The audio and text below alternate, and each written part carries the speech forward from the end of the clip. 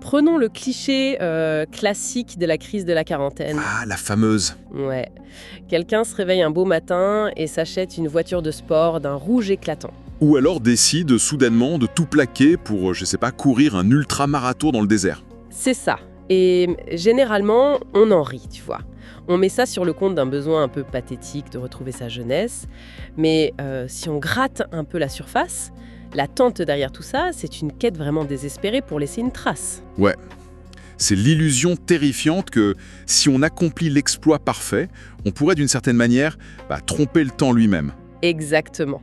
C'est vraiment une tentative de figer l'instant. On cherche à s'agripper à une forme d'éternité personnelle, à bâtir un monument à sa propre existence, juste pour ne pas disparaître. Et cette angoisse de la disparition, c'est vraiment le point d'entrée parfait pour notre exploration en profondeur d'aujourd'hui. Tout à fait. On va se pencher sur un ensemble d'écrits philosophiques et théologiques fascinants, avec au centre un document principal qui s'intitule « Le péché et la grâce ». C'est un texte super dense, ouais. Très dense. Et il est soutenu par des schémas conceptuels et, ce que je trouve génial, une correspondance, donc un échange de mails révélateur entre deux personnes qu'on va appeler Alain et François. Et le but de notre analyse aujourd'hui, c'est vraiment d'extraire la substantifique moelle de ces documents. Voilà. Pour comprendre une critique radicale de notre quête moderne de perfection. Et il faut préciser un truc important pour ceux qui nous écoutent. Oui, vas-y. Notre analyse ici, elle va rester totalement neutre et objective. C'est-à-dire qu'on va se contenter de décortiquer les idées des auteurs sans prendre parti. Ouais, on n'est pas là pour valider une doctrine. Exactement. On offre juste de nouvelles perspectives sur des concepts comme le bonheur, l'orgueil et la spiritualité. Bon, alors décortiquons tout ça. Il y a un paradoxe troublant dans ces textes. Et si notre fameuse crise de la quarantaine, ou ce désir viscéral de laisser une trace dans l'histoire, n'était que les symptômes d'une illusion d'immortalité? C'est la grande question. Et avant de chercher comment atteindre la perfection, le texte nous dit qu'il faut d'abord comprendre pourquoi les humains sont si fondamentalement insatisfaits. Ce qui nous amène directement à leur définition assez étonnante du mot péché, parce que personnellement, j'ai toujours vu le péché comme une liste de règles morales. Genre un code de conduite sociale. Ouais, des cases à cocher. Ne pas mentir, être quelqu'un de bien, payer ses impôts, ce genre de choses. C'est la vision commune. Mais l'auteur affirme que le péché n'est ni moral ni social. Il est, selon ses mots, ontologique. Ontologique, donc à la racine même de l'être. Voilà. C'est simplement le fait de vouloir vivre sans Dieu. Ce qui se résume en un seul mot à l'orgueil. L'orgueil. Et le texte explique que cet orgueil nous procure une sorte de... Attends, c'est quoi le terme exact? Une surexistence jouissive. Ouais, une surexistence jouissive, mais temporaire. Quand on atteint ses idéaux, on se sent le roi du monde. Mais le truc de fou, c'est que ça marche aussi quand on rate ses idéaux, non? Exactement. C'est ça qui est pervers. Même dans l'échec dramatique, notre ego reste le centre de l'univers. On jouit de notre propre tragédie. Waouh! Ah oui, la fameuse phrase « L'homme a des problèmes d'immortel ». C'est brillant, non? L'auteur soutient l'idée qu'on traverse tous une forme d'adolescence prolongée. Genre de nos 20 ans jusqu'à la quarantaine, c'est ça? À peu près, ouais. Une période où, au fond de nous, on se croit immortel. Et cette quête d'immortalité, elle se traduit comment, concrètement? Par le désir d'avoir des enfants ou de laisser une œuvre majeure. Le texte utilise d'ailleurs un exemple très ironique. Lequel? L'Académie française. L'auteur fait remarquer que ses membres sont littéralement appelés les immortels, alors qu'évidemment, ils finissent tous par mourir comme tout le monde. C'est tellement vrai. En fait, ça me donne l'image d'un enfant sur une plage. Ah, je vois où tu veux en venir. Élever des enfants, faire de belles choses, ça semble noble, non? Pourquoi le texte considère ça comme un piège? C'est la question centrale. Et c'est là qu'intervient le pourquoi. L'auteur cite Dante, le chant 30 du Purgatoire. Qu'est-ce qu'il dit, Dante? Il dit que l'humain poursuit, je cite, « le reflet de ce bonheur trompeur qui ne nous donne jamais ce qu'il nous a promis ». Ah, ça fait mal. Ouais, l'idée c'est que la chrétienté n'a pas désenchanté le monde, contrairement à ce qu'on entend souvent. Au contraire, elle libère l'individu de cet idéal trompeur. Elle le désillusionne en fait, elle lui enlève un poids énorme. Exactement. Mais du coup, puisque bâtir son propre idéal est décrit comme une illusion, comment l'humain s'y prend-il en pratique pour se construire son propre piège? Ça nous mène tout droit aux 4 axiomes de ce que le texte appelle la gnose. La gnose. Oui. L'auteur affirme qu'on est tous des gnostiques au départ, on cherche tous à construire la vérité par nos propres mérites, par nos propres forces. Et ces 4 axiomes, si je me souviens bien des schémas, c'est 4 différents ordres de perfection, c'est ça? C'est ça. Le premier, c'est l'ordre physique, donc l'idéal de beauté. Ensuite, l'ordre moral, qui est l'idéal de fraternité. Être quelqu'un de bien, militant, tout ça. Voilà. Le troisième, c'est l'ordre intellectuel, qu'il appelle le rêve de poésie. L'intelligence pure, la culture. Ouais. Et enfin, le quatrième et le plus complexe, l'ordre spirituel, l'idéal mystique. Et c'est exactement là-dessus que l'échange de mails entre François et Alain devient super intéressant. Ah, ce passage est fascinant. Parce que François, il envoie un mail et il avoue qu'il ne comprend pas du tout ce que ça veut dire, la réalisation de l'idéal mystique. Et la réponse d'Alain est tranchante. Il lui explique que c'est l'impasse totale d'une spiritualité purement mentale. Une spiritualité construite de toutes pièces, en fait. Ouais. Alain dit texto, on se crée notre propre idée de la spiritualité. On fait son marché dans les croyances, tu vois. Un peu de méditation par-ci, un peu de karma par-là. Et le point vraiment crucial que soulève Alain dans cet email, c'est que dans ces 4 axiomes, Dieu est totalement absent. Totalement. L'humain est complètement seul. Il est condamné à être parfait par lui-même. Et l'auteur n'y va pas par 4 chemins, il qualifie ça d'enfer. Et c'est le mot juste, l'enfer de l'autoconstruction. Ça me fait penser à une autre analogie. C'est comme recevoir un meuble en kit extrêmement complexe, tu vois? Genre le pire meuble de ta vie. Voilà, avec des milliers de pièces, mais sans aucun manuel d'instruction. Et le pire, c'est que tu dois fabriquer toi-même les pièces qui manquent. L'épuisement total est garanti. C'est clair, tu finis en burn-out existentiel. Ouais. Et ce qui est fascinant ici, c'est l'utilisation de la métaphore des clés et des portes. Ah oui, j'ai adoré cette partie, tu peux l'expliquer? Bien sûr.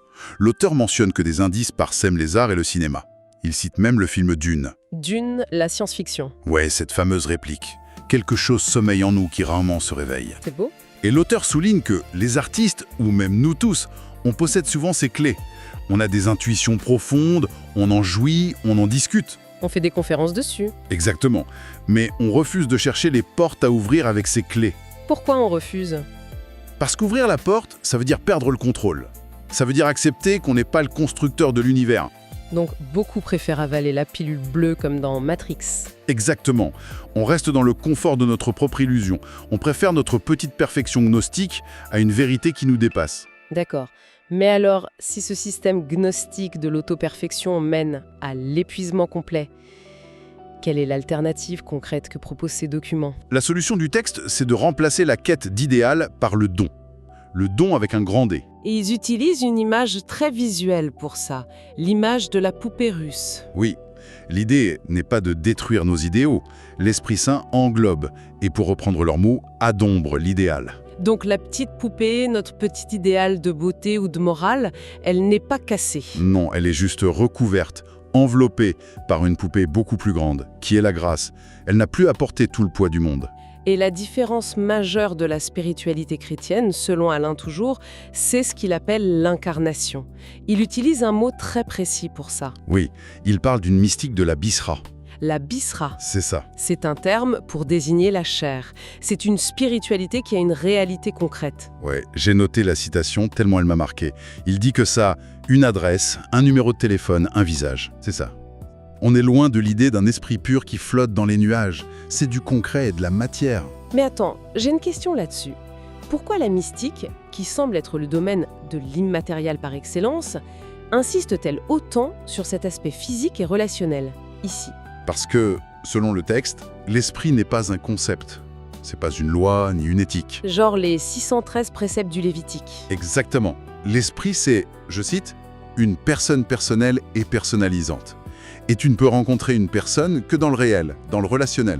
Avec tout le chaos que ça implique. Oui, la vérité y est décrite non pas comme une certitude absolue, mais comme un chemin rocailleux. Un croyant, c'est un incroyant qui croit. J'ai adoré cette formule. C'est puissant. Ce n'est pas un chemin bordé de palmiers. Le texte prête même cette parole rude à Dieu. « Je vous élaguerai jusqu'à ce qu'il ne reste de vous que la souche sainte. Ah oui, l'élagage. Ça rigole pas. Mais c'est pour nous débarrasser de nos illusions, j'imagine. Et face aux 4 axiomes de la gnose qu'on a vus tout à l'heure, le texte propose 7 dons de l'Esprit Saint. » Oui, les réponses chrétiennes aux axiomes. Par exemple, la beauté n'est plus un standard physique, mais la forme que l'amour donne aux choses. Et la poésie n'est plus un rêve intellectuel élitiste, mais carrément l'un de ses dons, le don de science, je crois. C'est ça. Les 7 dons énumérés sont le frémissement pour le contact, la tendresse liée à la pauvreté, le discernement pour l'intelligence, la science pour la poésie, le conseil pour la patience, la force pour la douceur, et enfin la paix pour la présence. Et il y a une règle primordiale associée à ces dons. Une règle qui change tout le paradigme. Laquelle? Le schéma dit « Lorsqu'on se reçoit d'un seul don, on se reçoit de tous ». Ah oui, c'est le reversement final, et c'est vertigineux. Dans la Nouse, il fallait exceller partout, construire chaque pièce. Mais ici, si tu accueilles juste un peu de tendresse ou de paix, tu as le package complet. Parce que ce n'est pas le fait d'être parfait qui mène à l'esprit, c'est l'esprit qui rend parfait. C'est un soulagement monumental. L'espace-temps, nos journées, nos galères, ça devient le milieu même de cette communion. Ce n'est plus une course contre la montre pour achever notre œuvre avant de mourir. Alors, qu'est-ce que tout cela signifie pour nous aujourd'hui? On a parcouru un sacré voyage conceptuel. Ouais, de l'illusion de l'immortalité adolescente jusqu'à cette mystique incarnée, l'Abyssra. Où l'acceptation de la réalité remplace la quête épuisante d'idéaux inatteignables. Et si on se demande pourquoi c'est pertinent aujourd'hui, c'est parce que notre époque est complètement obsédée par le développement personnel. L'auto-optimisation permanente. Exactement. Et ces textes offrent une perspective radicalement différente. L'idée incroyable qu'on n'a peut-être pas mérité la vérité, qu'on n'a pas à se construire tout seul. Ça enlève un poids énorme des épaules. Et d'ailleurs, pour conclure, j'aimerais laisser notre auditoire sur une dernière réflexion profonde, tirée directement de la dernière phrase des schémas. Je t'écoute. Le texte dit « Tous les hommes sont nés mystiques », c'est-à-dire qu'ils ont reçu le don de percevoir Dieu à travers toute chose. Né mystique, pas devenu mystique. Né. Si chaque être humain naît avec ce don intuitif de perception, à quel moment exact de notre éducation est-ce que la société nous coupe de ce sens inné? C'est une excellente question. À quel moment remplace-t-on cet émerveillement par une grille d'évaluation anxieuse de nos mérites? Ça fait vraiment réfléchir. C'est une invitation silencieuse pour tous ceux qui écoutent. Essayez d'observer le monde aujourd'hui avec le regard que vous aviez avant de vouloir être parfait. Tout à fait. Retrouvez ce regard-là. Merci pour cette analyse passionnante. On se retrouve très vite pour une nouvelle plongée en profondeur.